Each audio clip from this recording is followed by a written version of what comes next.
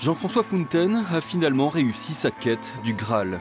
Et quand Maxime Bonneau lui a remis les clés de La Rochelle, des décennies de souvenirs ont dû remonter à la surface, car ce fut une conquête municipale contre vents et marées.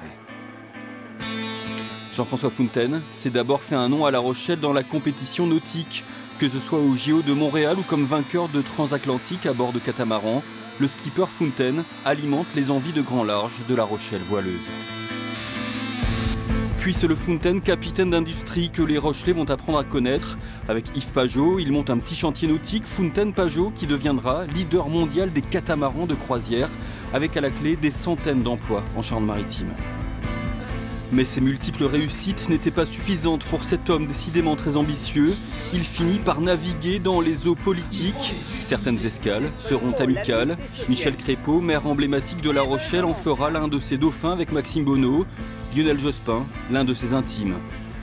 D'autres escales seront carrément des naufrages. Nommé vice-président du conseil régional de Poitou-Charentes, son clash avec Ségolène Royal restera dans les mémoires. Pour avoir 15 vice-présidents.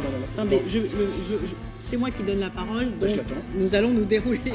À partir de là, ces deux socialistes se livreront une guerre sans fin, avec en point d'orgue le duel Falorni-Royal lors des législatives de 2012 à La Rochelle, qui verra la victoire éclatante du petit protégé de Fontaine.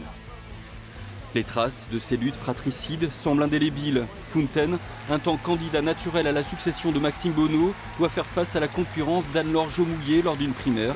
La jeune candidate PS crée la surprise, mais Fontaine refuse d'en rester là et part à la conquête de la ville en flibustier.